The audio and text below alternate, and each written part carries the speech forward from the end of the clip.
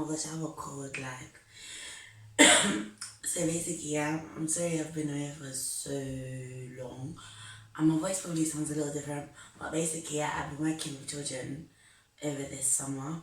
And you know what it's like with children, you literally get everything that they get. So they have a cold, I have a cold. One, like, three of them had a rash. Literally, I had a rash, like, all over my arms and legs. It was so horrible. I thought it was chickenpox, I thought it was meningitis. I was so panicked. And then on top of that, I've had stuff going on in life. Like, you know when everything's happening, but it still feels like life is at a standstill. Like, it's just been so much. Like, I've been so overwhelmed. What else? And then also, like, I know it sounds dumb, but I've almost reached 100 subscribers, yet my views have just decreased. And I know I shouldn't be looking at views because obviously I'm not here for views. I'm here to make an impact on at least one person's life. But obviously it can get deflating. And I found myself asking why. Like, literally, I've just been so mentally, physically, spiritually drained. Like, I feel like I'm over it. I don't want to be over it. But so I'm here to motivate you guys as well as to motivate myself. I don't think I've done a motivational video in so long. Like, oh my gosh, it's actually been ages, isn't it? Did I even show you guys my graduation? I didn't. Like, listen. So let's start the motivational video. Hi guys, I'm back. Let's get into it. So yeah, as usual, I have notes on my laptop because I can't think like just off the top of my head. So if you see me looking that way, you can kind of see it in the screen. But if you see me looking that way, because my laptop's there, so yeah. So basically, yeah, like there are so many situations that we find ourselves in. We tend not to see the bigger picture until like a lengthy period of time has passed. So I know some of you might, well, I'm recording it today on Wednesday. So yeah, some of you are expecting A-level results tomorrow, and some are expecting GCSE results next week. Oh my gosh, I know. Listen, God bless, because I remember. But like, sometimes we don't get the results we want in life, like, or the results we expected, and we think, rah, like, why? Like, why not? Why yes? Why not? Or, like, we lose friendships, like, we lose people, family, we lose people that we love dearly, and we think, why? Like, we start to question everything, like, was it ever real? Like, or it's just mad, or we find ourselves in sticky situations where it seems like we'll never get out, and like we wonder how we even got in them in the first place. Again, we just ask why. And then I know it sounds so weird, but on the flip side of things, even when things are going well, I still ask why, because it's so like, basically I'm not used to happiness. It sounds mad, but I'm not. Like, I've been depressed for such a long time that if something good does happen, I feel anxious at the same time as happy, because it's like, oh, so when is this good thing gonna be taken away? When is this happy feeling gonna go? And I think because I look for it, that negativity eventually does come my way, because all I keep saying is why, like, why me? Like, why do I deserve this? Why is it happening to me? Why? The big question, why? Oh my gosh, my camera's so weird. Wait. Yeah, why? And it's just like, nah. So, sometimes these situations can keep us in dark moods, dark places, feeling hopeless, lifeless, and wanting to stay isolated. But like, the cliche thing of it all is that everything happens for a reason. And I know you probably hear it time and time again, and I hate when people say it to me, because sometimes I feel like people say it to me and they're being insensitive, and they're trying to, like, what's the word I'm looking for? They're trying to just push aside the way I'm feeling and be like, oh, it's happening for a reason. But when I say it, I'm not even trying to be insensitive. Like, you're going to feel, you're gonna have days where you're like, rah, like, what? But at the end of the day, I'm not saying you don't have the right to feel like that, because you do, and you can feel, but the situation you're in it's happening for a reason. So yeah, so there's two parts of my story today, so you have to bear with me with this video. One is everything happens for a reason, so that's going to be like the first half, and the second half is like how you revive your soul. How is it even possible to get back to that stage where you can, where after hearing bad news or being in a bad place, you can be like, okay, rah, like, let me get back to this now. Let's get back on track, because it's so difficult to get back there. And oh my gosh, I don't even know why my voice is gone. Like, I was actually fine today at work. Do you know what it is? It's shouting out. I'm so sorry. But yeah, so let me begin. I already said let me begin. Let me actually get into the main bit, like the main body bit. So yeah, so as I said, the first bit is realizing that there's a purpose for your pain and a purpose for your position. And the second bit is reviving yourself so you can understand that purpose and carry on in that purpose. Does that make sense? You'll understand by the end of the video, hopefully. So let's get into it. So yeah, on my phone screen, I have a quote that says, "Be an Esther," from the Bible, "bold and courageous enough to stand for the truth, to voice your opinion and fight for the good of others, even when it means to sacrifice your whole self. If God has put you in a position, it is for a purpose. Never be afraid to heed to your inner voice." So, Esther is a prime example of someone who was put in a position and didn't see the purpose of that position until later. So, if you don't know the story of Esther, basically Esther was a Jew and she lived with her cousin Mordecai, and her cousin Mordecai worked in the palace. So we're introduced to the story, and we're introduced to the king. Where were they saying again? Was it Persia? I want to say Persia. It was Persia. And basically the king had a queen. The king was holding like a feast or whatever, and whatever, and like he called his wife Queen Vashti to come and like perform or whatever for his mandem, innit? Simple words, his mandem. And then, but she said no. So she was thrown out of the palace. She was no longer queen. So the king had to find a new queen. So he called all the fair virgins into the palace, and he done like a whole, I don't want to say beauty pageant, but you know what I mean, I'm trying to simplify it. And obviously Esther was one of the people that, Esther, the Bible describes her beauty as fair, in it. So she was one of the people that were chosen to come to the palace. And the king found favour in her sight and she became queen.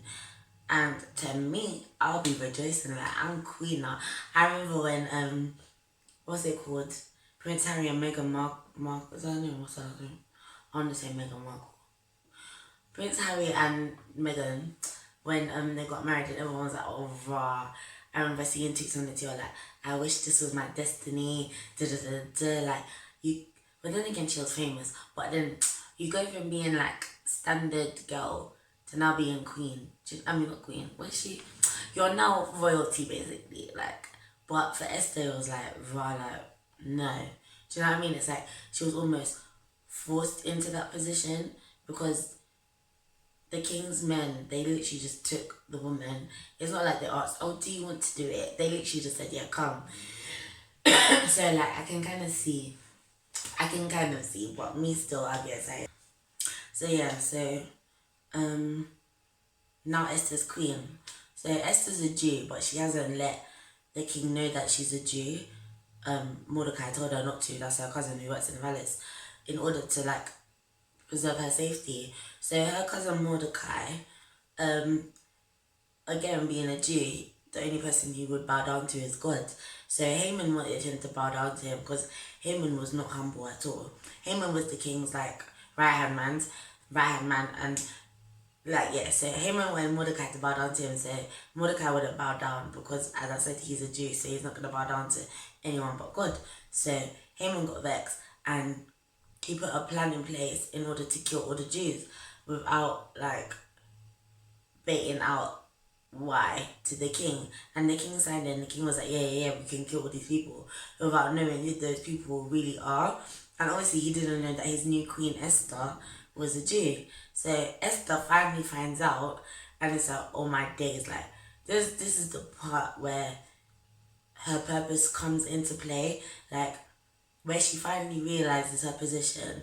And in Esther 4 verse 16, yeah, she has her own book in the Bible. See, if you want to go read. In Esther 4 verse 16 it says, "Go gather all the Jews that are present in Shushan, and fast ye for me, and neither eat nor drink 3 days, night or day. I also and my maidens will fast likewise, and so I will go in unto the king, which is not according to the law, and if I perish, I perish." Do you know the bit, yeah? If I perish, I perish. It's like the confidence in that statement is so astounding. As in, she's finally realized, rah, my purpose is to save my people. I'm ready. If I die in it, I die in it. And I think that's how we need to face our purpose head on. I'm not saying like, if I die in it, I die in it. But like, no matter what comes my way, I'm gonna fight through till the end. Do you know what I mean? Like, it can get hard sometimes. It does. You, with your A-level results, you might not have gotten what you want. But listen, there's different paths you can take. You can always bounce back. You can do retakes. Well, I think you can. Yeah, you should be able to do retakes. You can. Listen, the possibilities are endless. Not even just A-levels. Life itself. There are so many different paths. So many different things you can do. Don't just limit yourself because a battle has now come to face. And I'm speaking to myself. Because you're now up against a war. You can break down that wall. Don't think that wall could ever block you. And I'm being so serious. Like, all my days lit. I'm speaking to myself. The tears are coming because I'm actually speaking to myself. But anyway. So, at first glance, actually, it looks like Esther has come to terms with her purpose. Like, okay, I'm about to break down this wall. So, basically, in those days, you weren't allowed to approach the king unless you were summoned. And if you did, the penalty was death. And that is why Esther said, if I perish, I perish. Because she had to approach the king in order to tell the king about Haman's plans. But obviously, like, I think when she approached the king, I think God just softened the king's heart because she didn't die, clearly. So I think she got a bit nervous because instead of like baiting out or explaining Haman's plan to the king there and then, she said, okay, I'd like to invite you and Haman for dinner. And it's a bit like, sometimes that happens, you know, like we realised our purpose now and we're ready. But then we get a bit scared when we actually like face it, do you know what I mean? Like we get a bit shaky, like raw, like, oh my days, I'm actually about to do this. And then we kind of sidetrack, we kind of delay it, thinking, okay, maybe there's another way. Maybe, I don't know, man, like, we just get scared. And it's that point when you're scared where you just need to go for it. And then, so, Esther ended up hosting the meal for the king and Haman. And you would think, okay, now that she's done it, she would try again and actually come. No. Again, she got scared. Do you know what? There's going to be so many times we slip and slide. So many times we fall. So many times we let guilt overcome us. We let heartbreak overcome. We let anything. And we just let it deter us from what we're supposed to do. And it's like, nah, like, I think in the end, she finally realized there's no other way around it. No one else is going to do it but me. This power now lies in my hands. And so she said to the king, someone's planning to kill me and my people. And the king said, rah, like, who wants to touch my queen? And she said, Haman. Long story short, Haman died, the Jews were saved, everyone lived happily ever after. Amen. And listen, like, that's the way I love Queen Esther. Like, I don't know if you don't know about VeggieTales, but if you watch the VeggieTales version, it just makes me so happy every time I watch it.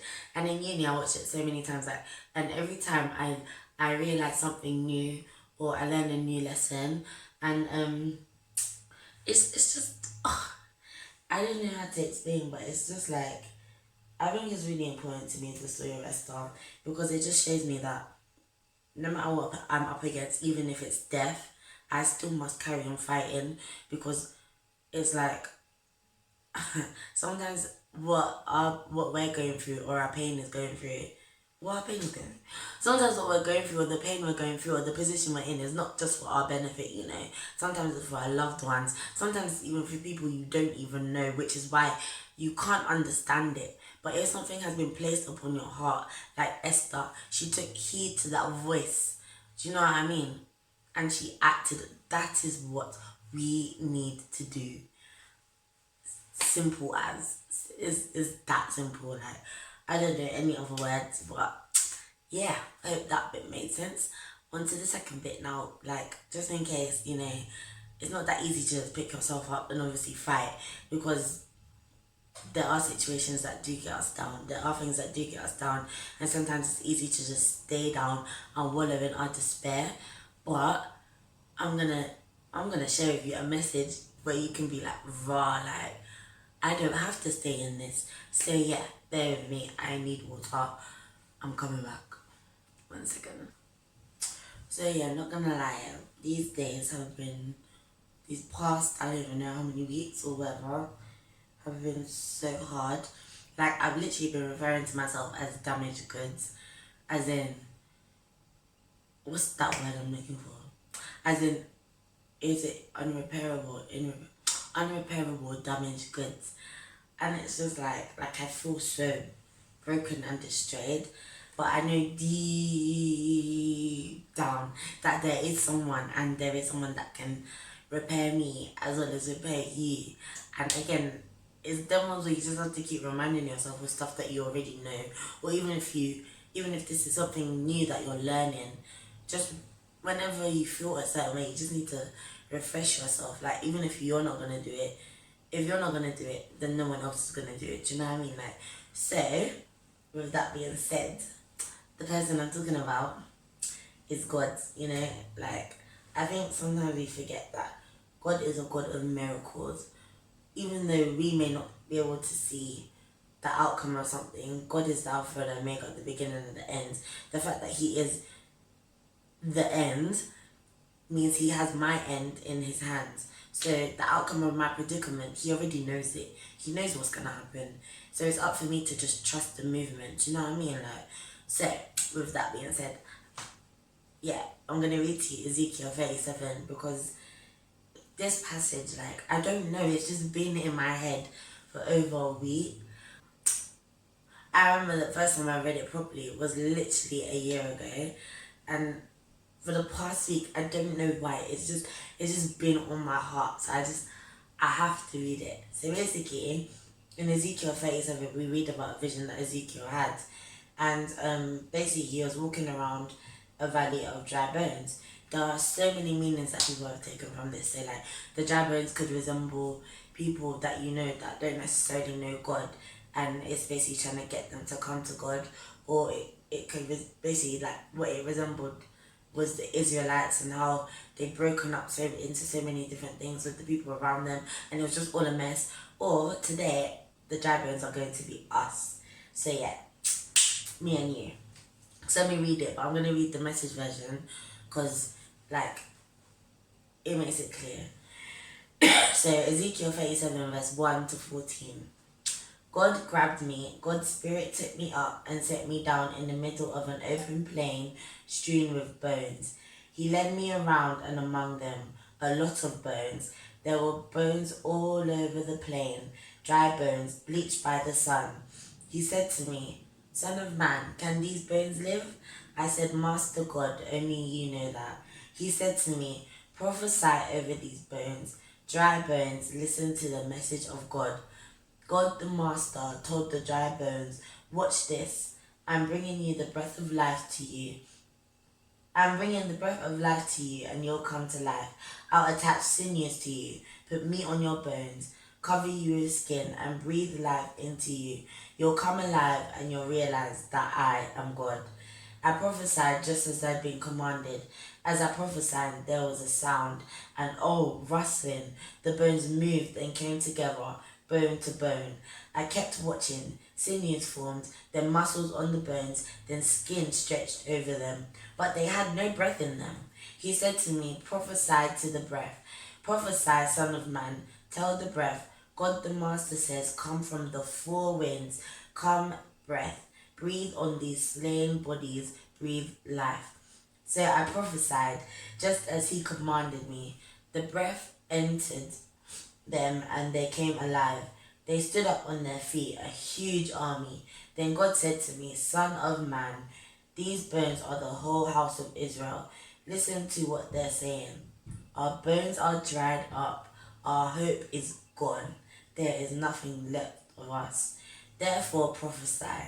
Tell them, God the Master says, I'll dig up your graves and I'll bring you out alive. Oh my gosh, I'm gonna cry.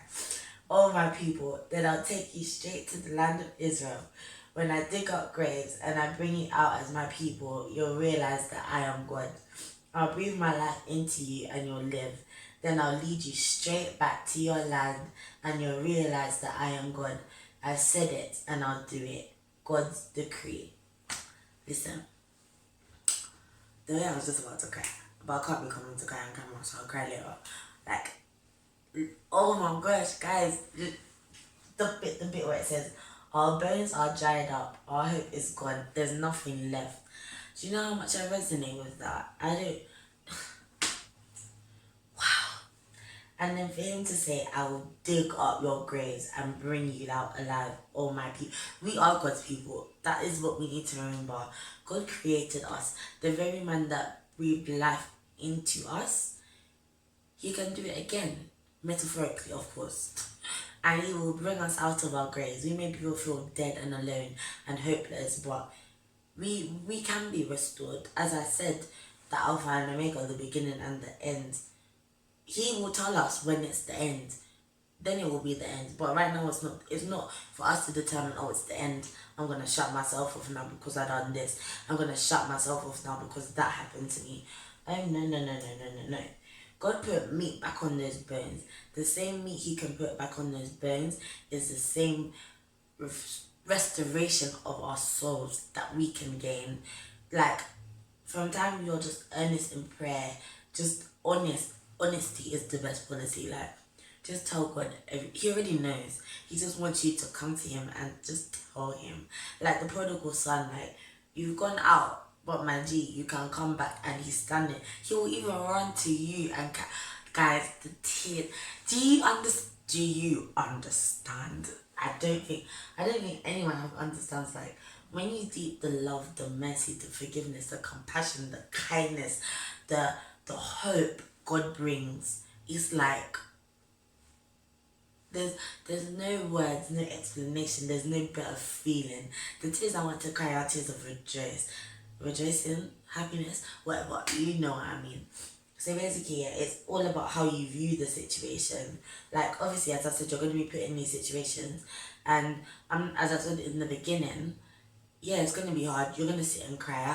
I can't even tell you how many times I've cried. I've cried to the point of dehydration, to the point where I'm taking paracetamol because I have headaches. Like, I've even managed to relapse. I've done everything under the sun. And it's like, God can still bring me back from those points. As mad as it sounds, because when you're in it, you're like, nah, there's no way back. Like, how can I come back? But you literally just have to surrender all and claim your salvation right there and then. Like, oh, it's just waiting for you. Like, it's waiting for me. Like, your purpose is right in your face. It's just for you to see and to understand. And if you can't see it, pray for it. Read about it. Think, what do I actually enjoy doing? What does God want for me? What do I want for myself? Where do I see myself? Give yourself goals in the next 10 years, 5 years. To be honest, give yourself short-term goals and long-term goals. So the short-term goals in order to reach the long-term goals. Does that make sense? So, like, I don't know, what's a good example? I don't know a good example off the top of my head, but you get where I'm going. So yeah, like, I keep learning the hard way that running away from my emotions or my situations or my purpose isn't going to help. Ignoring it, avoiding it, I only get hurt even more. Holding on to things that I shouldn't be holding on to, I end up getting hurt even more. I need to let go of those things and hold on to Christ in order to restore me and restore my soul so that I can continue on my purpose. And I need to change my perspective and view my situation through God's eyes. And if I find it that hard, I need to pray that the Holy Spirit can enter my soul and help me to view my situation. And my voice is going, and help me to view my situation through God's eyes so that I can carry on. Because even though I may not have hope, God says that he can bring me out of the grave alive. I think there's even a verse in Romans. Romans is my favorite book in the Bible, by the way, that talks about how Christ resurrected and rose again, meaning that we can too. And listen, I'm gonna end the video there, but please also, actually, before I end the video, I am not saying in any way, form, or kind that just believing in God is enough to wipe out mental illness, because this video was not about mental illness. If you have a mental illness, because it's your brain is distorted, so you will not be able to change your perspective on things or see your brain through a certain perspective.